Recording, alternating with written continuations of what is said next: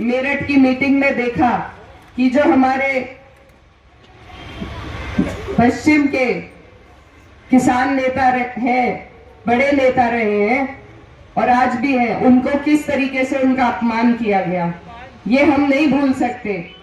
हमारे मन में आज भी उनके लिए सम्मान है, लेकिन भाजपा ने जिस तरीके से उन्हें दरकिनार करने का मंच पर काम किया, ये आपके सामने है।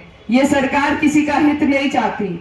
ये सरकार तो बस हमें आपस में लड़ाकर कुछ पूंजीपति इनके साथी हैं, उनकी जेबें भरने का काम करना चाहती है और दूसरे हाथ से वही कमाई इलेक्टोरल बॉन्ड के जरिए उनसे ले लेती है। तो ये जो सरकार है, इसका ये कारवां 10 साल तक चल गया। अब अगर आप और हम आज भी ना समझे तो सरकार की गलती नहीं, फिर गलती हमारी है, क्योंकि ये हमारे पास मौका है। ये 5 साल के इंतजार के बाद, 5 साल के पछतावे के बाद ये मौका आता है और अगर अब भी हम इससे चूक गए तो फिर से 5 साल का पछतावा होगा। हम जब यहाँ मीलों पर धरने देते थे, धरनों पर बैठते थे, तो हमारे बड़े बुजुर्ग सब यही कहते थे कि जब वक्त आएगा तो बताएंगे। आज ये वक्त आपके हमारे सामने है। अगर आज हमने इस वक्त की अहमियत को ना समझा, आपस की छोटी मोटी नाराजगियों से अगर हमने इस सरकार को दोबारा अपने ऊपर हावी होने दिया, तो हम फिर 5 साल के लिए पछताएंगे। तो मेरे सभी बड़े बुजुर्ग, ये हमारे मुस्तकबिल का सवाल है, हमारे आने वाले कल का सवाल है। अगर आज हमने इसमें सुधार नहीं किया तो कल को पछतावा होगा। यहाँ से हमारे जो माननीय सांसद जी हैं, उनका कार्यकाल भी आपके समक्ष है। वो डबल इंजन की सरकार के सांसद थे। इतनी ताकत अगर कभी मेरे वालिद साहब को मिली होती तो वो पता नहीं क्या से क्या करते, आप लोग जानते हैं। लेकिन एक सांसद होना अपने आप में कम बात नहीं है और डबल इंजन की सरकार का सांसद वो अपने क्षेत्र के लिए, अपने लोगों के लिए बहुत कुछ कर सकता है, लेकिन कर तभी सकते हैं जब इच्छा हो, और इच्छा है ही नहीं, इच्छा दिखाई ही नहीं दी। आप लोग सभी इस बात को जानते हैं कि एक जनप्रतिनिधि का सबसे पहला कर्तव्य अपने लोगों के बीच में आना जाना, उनके सुख दुख में शामिल होना, उनकी समस्याओं को समझना, उसका निस्तारण कराना या उसे बुलंदी से पार्लियामेंट में उठाने का होता है। हमारे यहाँ हम खुद शामिल हुए, कई धरने हमने दिए, लेकिन एक भी धरने की आवाज संसद में हमने उठती नहीं देखी। तो ये हमारे लोगों के साथ ये छल ही है एक तरीके से। आज आप अपनी आवाज को बुलंद कर सकते हैं, आपके पास मौका है। तो मैं बस यही कहना चाहती हूँ कि आप लोग इस मौके की नजाकत को समझें। ये बहुत अहम है, हम हर कहीं जाकर नहीं लड़ सकते और जिस तरीके से भाजपा वाले वोट मांगते हैं सिर्फ प्रधानमंत्री जी के चेहरे पर, लेकिन हमारे काम तो यहाँ प्रधानमंत्री करने नहीं आएंगे, न मुख्यमंत्री करने आएंगे।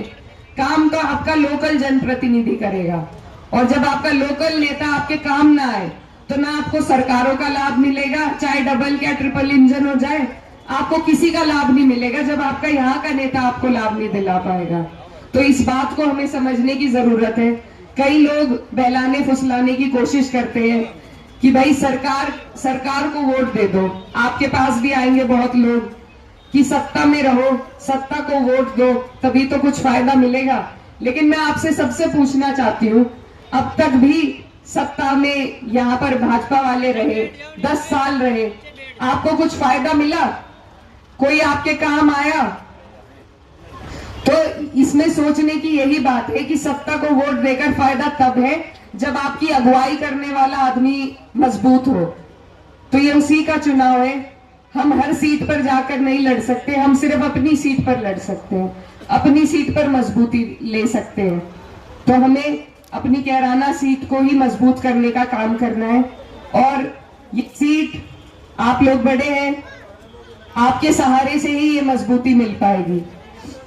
ये शामली शहर है, मेरे वालिद साहब यहाँ से विधायक भी रहे, सांसद भी रहे और यहाँ बहुत से चेहरे मैं देख रही हूँ जो मेरे वालिद साहब के साथी रहे हैं। आज उनकी कमी महसूस हो रही है, लेकिन आप लोग भी मेरे वालिद समान हैं। और मेरे पिताजी का इतना लगाव था शामली शहर से कि वो ईद की नमाज उन्होंने कभी कैराना नहीं पढ़ी। वो हमेशा शामली आकर अपनों के बीच में ईद की नमाज पढ़ते थे। तो ये जो प्यार और लगाव आपका और हमारा है, इसको मेरे माध्यम से मैं चाहती हूँ आप लोग इसको बरकरार रखें, इसको हम आगे बढ़ाकर ले चलें। और इसीलिए आपके बीच में आपकी जिम्मेदारी बड़ी है। आप मेरे बड़े बुजुर्ग हैं और आज मैं आप लोगों से, ये परिवार की सभा है, मैं वोट की अपील नहीं करने आई। मैं आप लोगों से आपको आपकी जिम्मेदारी सौंपने आई हूँ, क्योंकि ये चुनाव अब आपके सपुर्द है, ये आपकी जिम्मेदारी में है।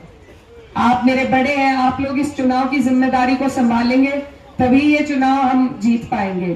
क्योंकि चुनाव एलम से लेकर टोडरपुर मील तक है, इसमें सभी के सहयोग की, सभी के साथ की जरूरत है। और आज जैसा हम बैठे हुए थे, देख रहे थे कि कुछ तो रोजे का असर था, शायद कुछ मौसम ऐसा है तो जोश थोड़ा कम था, लेकिन मेरी आपसे दरख्वास्त है कि 19 तारीख को ये जोश में कमी ना हो, जोश को आप डबल करके दिखाइएगा।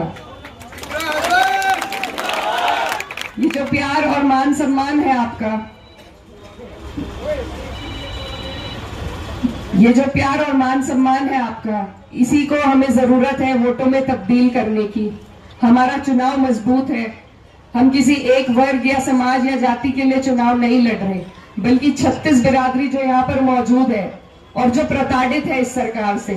कोई ऐसा वर्ग नहीं है जो प्रताड़ित ना हो, चाहे किसान वर्ग हो, हमारे मजदूर भाई हो, हमारी माताएं बहनें हो, और जो पुरानी पेंशन है वो उसकी बहाली की मांग है।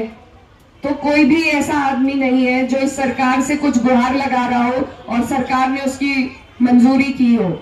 तो ये सभी लोग 36 बिरादरी, यहाँ पर किरणपाल कश्यप जी हमारे बीच में थे, उनका समाज आज हमारे साथ खड़ा है, क्योंकि भाजपा ने सिर्फ उनसे वोट लेने का काम किया, न कभी कुछ दिया, न सम्मान दिया, सिर्फ वोट लेते चले गए। और मेरा मानना है अगर कश्यप समाज बहिष्कार कर दे भाजपा का, तो भाजपा की एक भी सीट कहीं से नहीं निकल सकती। इसी की तरह हमारा सैनी समाज, जिनके साथ इन्हीं के जनप्रतिनिधि दुर्व्यवहार कर रहे हैं, हमारा ठाकुर समाज है, जाट समाज है, पाल समाज है, कोरी समाज है, दलित समाज है, सभी लोग परेशान नजर आ रहे हैं और इस बार एकजुट हो रहे हैं। क्योंकि काट की हांडी बार बार नहीं चढ़ती, बंटवारे की बातें हो चुकी, खत्म हो चुकी। हमारे यहाँ ना कभी कोई भेदभाव था, ना आज है। अब मुद्दे की बात होगी, अब विकास पे बात होगी, अब सम्मान की बात होगी, और ये स्वाभिमान का ही चुनाव है। अगर आप लोग सब अपनी स्वाभिमान की लड़ाई लड़ना चाहते हो तो आप लोगों को इंडिया गठबंधन के साथ मजबूती से खड़ा होना पड़ेगा। ये सारी बातें आपके सामने हैं। आज हमारे चुनाव का कार्यालय का उद्घाटन हुआ है। आप लोग चुनाव आज से नहीं, कई सालों से लड़ते लड़ाते आए हैं। मुझे आपको बताने की जरूरत नहीं कि कैसे करना है, लेकिन क्योंकि रमजान है, अब फसल का समय आ गया है, तो आप लोग थोड़ा सा टाइम, ये 15-20 दिन का टाइम है, मेरी आपसे यही गुजारिश है कि थोड़ा थोड़ा टाइम आप थोड़ा चुनाव में भी दीजिए, क्योंकि ये हम सब के आने वाले कल का सवाल है। अगर आप लोग अपने अपने वार्ड की, अपनी गली की, अपने मोहल्ले की, अपने गांव की जिम्मेदारी लें और ध्यान दें सबसे ज्यादा वोट परसेंटेज पे। हमारा चुनाव सत्ता के पक्ष से चुनाव है, वो हर हथकंडे आजमाएंगे, वो सारी कोशिशें करेंगे जैसे आज तक करते आए हैं, लेकिन आपको और हमें घबराना नहीं है। हमें हिम्मत से काम लेना है और अपनी मजबूती रखनी है, बूथ की मजबूती रखनी है, बूथ की और वोट की मजबूती रखनी है। हमारे जितने भी साथी यहाँ पर खड़े हैं, आप लोग अगर पर्चियां पहले निकलवा लें, पहले से अपने बूथ देख लें, कस्बों के लिए खासकर, क्योंकि बूथ अक्सर बदल दिए जाते हैं, तो अगर बूथों की पहले ही देखरेख हो जाए कि किसका वोट किस बूथ पर है, पर्चियां निकल जाए सबकी। ऑनलाइन अभी भी वोट बन रहे हैं, बीएलओ तो नहीं बनाएंगे अब, लेकिन ऑनलाइन आप बनवा सकते हैं।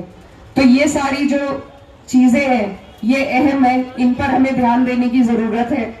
हमें भी जरूरत है वोट परसेंटेज बढ़ाने की, तो आप लोग ज्यादा से ज्यादा कोशिश कीजिए, जो आपके साथी हैं, आस पड़ोस के लोग हैं, उन्हें एकजुट कर कर कोशिश कीजिए कि ज्यादा से ज्यादा उस दिन वोट निकल सके, वोट डल सके।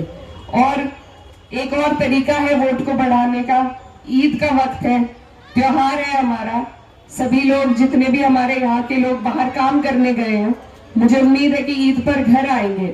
तो मेरी आप सबसे गुजारिश है कि उन लोगों को आप कम से कम एक हफ्ता और रोकने का काम करें। एक त्योहार वो ईद का मनाए और एक हमारे लोकतंत्र का त्योहार मनाकर ही जाए, अपना वोट डालकर ही जाए। नमाज का वक्त हो गया है, तो यही अपनी बात खत्म करती हूँ। आप सबसे दुआओं की दरखास्त है। बहुत बहुत शुक्रिया।